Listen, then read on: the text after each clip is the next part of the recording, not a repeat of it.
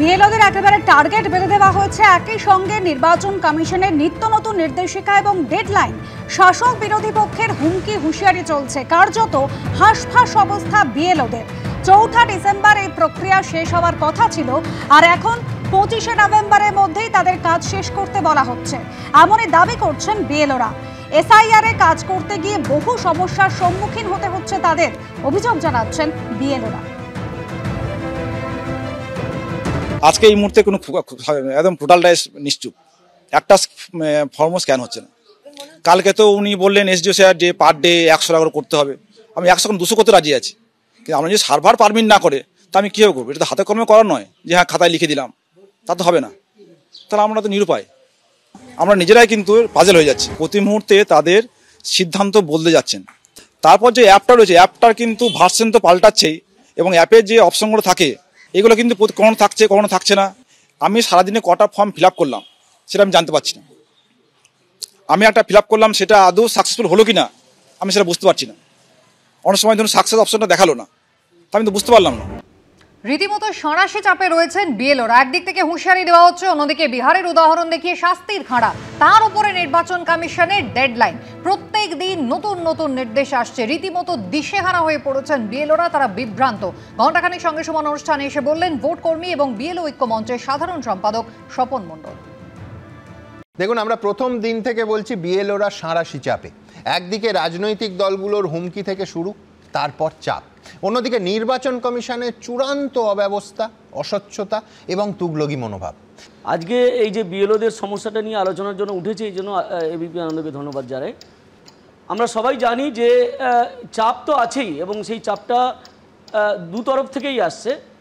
একটা হচ্ছে সরকারের তরফ থেকে চাপ। আপনারা সবাই জানেন যে যখন এসআইআরটা ঘোষণা হবে বলে মোটামুটি একটা ডেট তখনও ফিক্সড হয়নি আর কি, তার আগে থেকেই একটা প্রশাসনিক বৈঠক থেকে মাননীয় মুখ্যমন্ত্রী যে কথাগুলো বললেন যে এসআইআর চলাকালীন বা এসআইআরের আগে আপনারা আমাদের রাজ্যের সরকারি কর্মচারী, এবং এসআইআরটা শেষ হয়ে গেলেও আপনারা আমাদের রাজ্যের সরকারি কর্মচারী থাকবেন। একটা ভোটারের নাম যদি বাদ যায় তাহলে কিন্তু আমরা সেটা মেনে নেব না। মানে এইটা একটা পরোক্ষে বলা গেলেও, মানে এটাকে আমরা অন্যভাবে যদি এর বিশ্লেষণ করি আর কি, পরোক্ষ চাপ না বলে গেলে এটাকে প্রত্যক্ষ চাপ বলা যায়। তারপরে দেখলাম মানে মাননীয় মুখ্যমন্ত্রীকে অনুসরণ করে তার দলের নেতারা বিভিন্ন সময় বিভিন্ন রকম কথাবার্তা বলতে শুরু করলেন। কেউ কেউ বললেন যে বিএলওদের গাছে বেঁধে রাখতে হবে, কেউ কেউ বললেন যে বিএলওদের নজরে নজরে রাখবেন, আপনারা কিন্তু কেউ মানে চোখের বাইরে করবেন না, এইসব কথাবার্তা এলো। তার সাথে সাথে দেখবেন যে প্রধান যে বিরোধী দল আমাদের রাজ্যে, তাদের নেতারাও কিন্তু বারবার করে বিহারের উদাহরণ তুলতে থাকলেন। সেখানে কতজনকে সাসপেন্ড করা হয়েছে, কতজনকে জেলে ভরা হয়েছে, কতজনের বিরুদ্ধে শোকজ হয়েছে, এইসব ধরনের উদাহরণ। এটাতে একটা মানসিক চাপ বিএলওদের উপর তৈরি হয়েছে, এটা অস্বীকার করার কারণ নেই। আমরা হচ্ছে চতুর্মুখী চাপের মধ্যে আছি। এটা তো গেল রাজনৈতিক চাপ, এটাকে আমরা প্রাইমারি প্রেসার বলছি। সেকেন্ডারি প্রেসার যেটা আসছে সেটা হচ্ছে নির্বাচন কমিশনের কাছ থেকে। যে নির্বাচন কমিশন প্রত্যেক দিন নতুন নতুন নির্দেশ দিচ্ছে, প্রতিদিন সন্ধ্যেবেলা একবার করে ভার্চুয়াল মিটিং হচ্ছে, আজকেই আমরা এই সিদ্ধান্তটা নিলাম, তারপরের দিন আবার ভার্চুয়াল মিটিং হচ্ছে, আমরা এই সিদ্ধান্তটা নিলাম। এতে না মানে বিএলওরা পাজলড হয়ে যাচ্ছেন যে কি করবো আমরা। আর বিএলওদের চাপের জন্য এবার তৃণমূল সরকারকেই দায়ী করেছেন শুভেন্দু অধিকারী। নির্বাচন কমিশনকে ট্যাগ করে এক্স পোস্টে তিনি লিখেছেন, তৃণমূল পার্টি এবং পশ্চিমবঙ্গ প্রশাসনের আঁতাতের মুখোশ খুলে গেছে। পূর্ব মেদিনীপুর, হুগলি, পূর্ব বর্ধমান সহ বেশ কয়েকটি জেলায় জেলা শাসকরা তৃণমূলে ফুল টাইম নির্বাচনে এজেন্ট হিসেবে কাজ করছেন। তারা বুথ লেভেল অফিসারদের ওপর অসহনীয় চাপ দিচ্ছেন, বিএলওদের বদলি, সাসপেনশন, বেতন কেটে নেওয়ার হুমকি দিচ্ছেন, এবং টিএমসির যারা ডেটা এন্ট্রি অপারেটর তাদের অফিসিয়াল ওটিপি শেয়ার করতে বাধ্য করছেন বিএলওদের, যাতে বিএলও অ্যাপের অপব্যবহার করতে পারে তৃণমূল। এটা শুধু সিস্টেমেটিক রিগিংই নয়, দিনে দুপুরে গণতন্ত্রের হত্যা, অভিযোগ বিরোধী দলনেতা।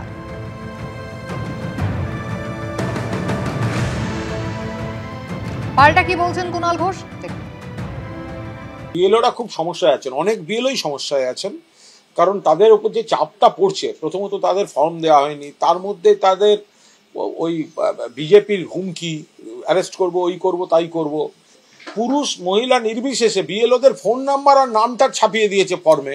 এবার তারা সকাল থেকে রাত অবধি নানা রকম ফোন পাচ্ছে, সর্বক্ষণ মানুষ তাদের ফোন করছেন। অথচ তাদেরকে পুরো পরিকাঠামো দেওয়া হয়নি। ফলে সেই জায়গায় তাদের অসুস্থতা, তাদের চাপ, এর জন্য দায়ী কেন্দ্রের নির্বাচন কমিশন। বিধানসভা ভোটের আগে রাজ্যের একাধিক পুরসভায় রদবদল ঘিরে সরগরম হলো রাজ্য রাজনীতি। অস্বস্তি বাড়ল তৃণমূল শিবিরে। পদত্যাগের নির্দেশ এলেও 2 পুরসভায় চেয়ারম্যানের পদ ছাড়তে নারাজ তৃণমূলের 2 তাবর নেতা গোপাল শেঠ ও রবীন্দ্রনাথ ঘোষ। দলীয় কোন্দল নিয়ে তৃণমূলকে খোঁচা দিতে ছাড়েনি বিজেপি। কোথাও চলল দুষ্কৃতী তাণ্ডব, কোথাও আবার দলেরই সিদ্ধান্তের বিরোধিতা করে চিঠি। একদিকে উত্তর 24 পরগনার বনগাঁ পুরসভা আর অন্যদিকে কোচবিহার পুরসভা। পদত্যাগের নির্দেশ এলেও 2 পুরসভাতেই চেয়ারম্যানের পদ ছাড়তে নারাজ জেলা তৃণমূলের 2 তাবড় নেতা, যা ঘিরে অস্বস্তিতে তৃণমূল নেতৃত্ব। সূত্রের খবর, বনগাঁ পুরসভার চেয়ারম্যানের পদ ঘিরে তীব্র টানাপোড়েন চলছে দলের অন্দরে। গত 6 নভেম্বর বনগাঁ পুরসভার চেয়ারম্যানের পদ থেকে গোপাল শেঠকে পদত্যাগের নির্দেশ দেওয়া হলেও এখনও পদ আঁকড়ে আছেন তিনি। আর চাঞ্চল্যকর বিষয় হলো, এই আবহে বুধবার রাতে বনগাঁ পুরসভার 6 জন তৃণমূল কাউন্সিলরের বাড়িতে হামলা চালানোর অভিযোগ উঠেছে। বাইরে বারান্দায় এসে দেখছি ভাঙচুর করছে, অজস্র খিস্তি খেয়োর গুলি, ইট ছুটছে। হ্যাঁ, সিসি ক্যামেরা ভেঙে দিয়েছে। হ্যাঁ, 4 রাউন্ড গুলি ছুড়েছে। 10 থেকে 12 রাউন্ড গুলি চালিয়েছিল এবং একটা গুলি লক্ষ্যভেদ করে আমার ছেলে যে ঘরে থাকে। দলের কাউন্সিলররাই নিরাপদে নেই, সাধারণ মানুষকে কিভাবে নিরাপদ দেবো, এটাই আমাদের দাবি। সূত্রের খবর, বুধবার রাতের এই হামলার কয়েক ঘন্টা আগে বনগাঁ তৃণমূল জেলা পার্টি অফিসে বসে গোপাল শেঠের বিরুদ্ধে অনাস্থা আনতে 15 জন তৃণমূল কাউন্সিলরকে নিয়ে বৈঠকের আয়োজন করা হয়। সেখানে 9 জন সই করলেও সেই কাজ থেকে বিরত থাকেন 6 জন কাউন্সিলর। তৃণমূলের একাংশের অভিযোগ, বেছে বেছে সেই 6 জন কাউন্সিলরের বাড়ি লক্ষ্য করেই হামলা চালানো হয় রাতে। এদিকে বনগাঁ পুরসভার পাশাপাশি কোচবিহার পুরসভাতেও পদত্যাগের নির্দেশের পরেও চেয়ার ছাড়তে নারাজ হেভিওয়েট তৃণমূল নেতা রবীন্দ্রনাথ ঘোষ। প্রশ্নই ওঠে না তো পদত্যাগ। যিনি নিয়োগকর্তা তিনিও অপারেশন করতে পারবেন। রাজ্যের মাননীয় মুখ্যমন্ত্রী তিনি আমাদের নিয়োগ দিয়েছেন, এটা অ্যাডমিনিস্ট্রেটিভ পদ। এখানে এই তৎকালীন নেতারা তারা এসে কিভাবে আমাদের অপারেশন করে। তৃণমূলের অস্বস্তি নিয়ে খোঁচা দিয়েছে বিজেপি। আসল বিষয় হচ্ছে যারা ঠিকমতো তোলা দেয়নি কালীঘাটে তাদেরকে পরিবর্তন করতে হবে। অর্থাৎ মিউনিসিপ্যালিটিতে নাগরিক স্বাচ্ছন্দ্যের পয়সা মেরে যারা নিজেরাই শুধু পকেটস্থ করেছে, উপযুক্ত ভাগ কালীঘাটে পৌঁছায়নি, তাদেরকে সরানোর কাজ চলছে। সব মিলিয়ে বিধানসভা ভোটের আগে বিভিন্ন পুরসভায় চেয়ারম্যান বদল ঘিরে তৃণমূলের অস্বস্তি ক্রমেই বাড়ছে। আশাবুল হোসেন, সমীরণ পাল, শুভেন্দু ভট্টাচার্য, এবিপি আনন্দ। এবিপি আনন্দ, এগিয়ে থাকে, এগিয়ে রাখে।